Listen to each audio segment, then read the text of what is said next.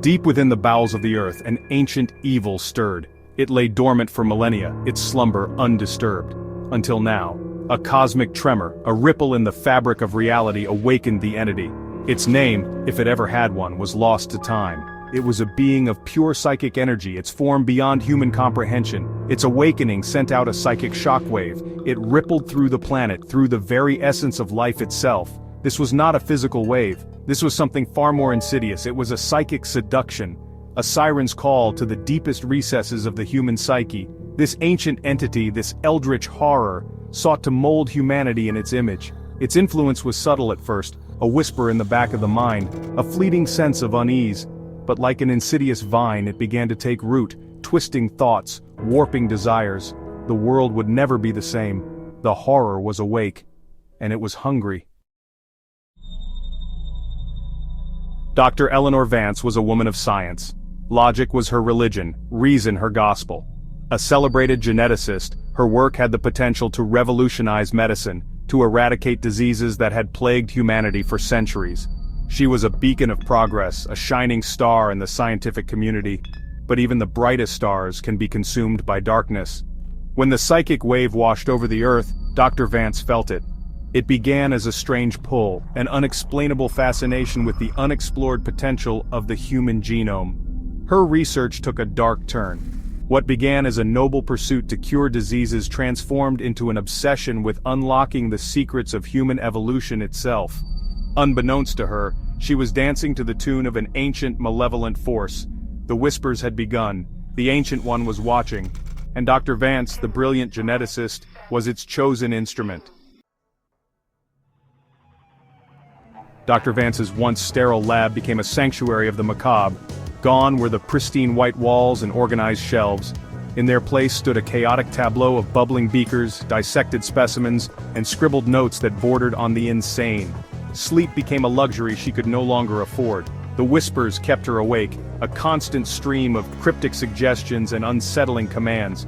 Visions flashed before her eyes, grotesque images of mutated creatures and monstrous hybrids. The line between dream and reality blurred. The whispers grew stronger, more insistent, pushing her further down a path of no return. Her colleagues noticed the change. Her once sharp mind seemed clouded, her demeanor erratic and unpredictable. Dr. Vance had become a prisoner in her own mind, a puppet controlled by an unseen force. The Eldritch Horror was slowly twisting her from within, preparing her for its terrible purpose. Fueled by a dark inspiration, Dr. Vance delved into the forbidden realms of genetic manipulation. She experimented on animals first, twisting their DNA, reshaping their very essence. The results were monstrous. But the whispers urged her further, whispering of the ultimate prize, unlocking the hidden potential within the human genome. Ethics became mere inconveniences, morality a distant memory. She had a higher calling now, a dark destiny to fulfill. Her research subjects, once willing volunteers, now lived in terror. They were nothing more than lab rats in her twisted experiments. The screams echoing from her lab painted a chilling picture of her descent into madness. The horror was pleased. It watched with cold amusement as its puppet danced to its macabre symphony. The line between science and sorcery had vanished. Dr. Vance had become a conduit for something ancient and evil. Section 5. The Transformation. The whispers reached a fever pitch. They demanded sacrifice, a testament to the Eldritch Horror's power. Dr. Vance, her mind teetering on the precipice of insanity, chose the ultimate subject herself. She injected herself with a cocktail of experimental gene therapies, a concoction designed to rewrite her very DNA. The transformation was immediate and excruciating. Her body contorted, bones cracking and reforming, flesh bubbling and stretching. Screams tore from her throat, but they were not entirely human. They were laced with something alien, something ancient and monstrous. The whispers intensified, urging her on, reveling in her agony. When the transformation was complete, Dr. Vance was no longer recognizable as human. She had become an abomination, a grotesque mockery of life itself.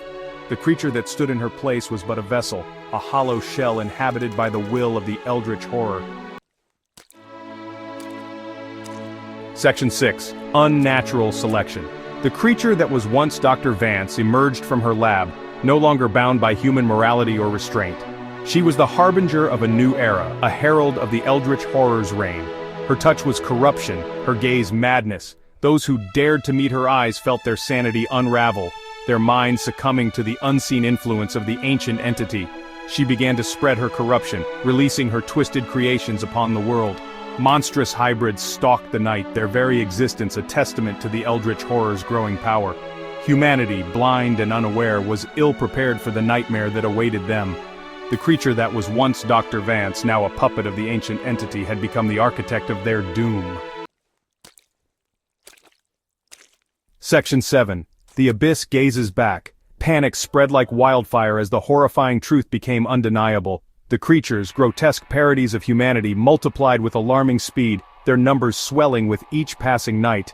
The world watched in horror as cities crumbled, overrun by these nightmarish beings. Armies were deployed, but their weapons proved useless against the creature's unearthly resilience. The whispers, once confined to Dr. Vance's tortured mind, now echoed across the globe, seeping into the minds of the weak and the susceptible. The Eldritch Horror's influence was spreading, twisting the very fabric of reality. Humanity, once the dominant species, was now prey, hunted by creatures from their darkest nightmares. The abyss had opened, and it was gazing back with cold, unfeeling eyes.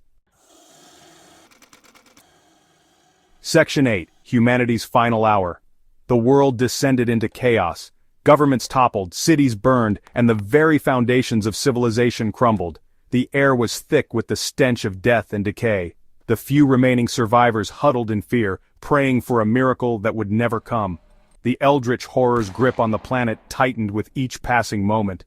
The creature that was once Dr. Vance, now a grotesque mockery of her former self, surveyed the carnage with cold satisfaction. Her mission was nearly complete. Soon, humanity would be nothing more than a distant memory, replaced by a new race, a race bred for servitude to the ancient entity.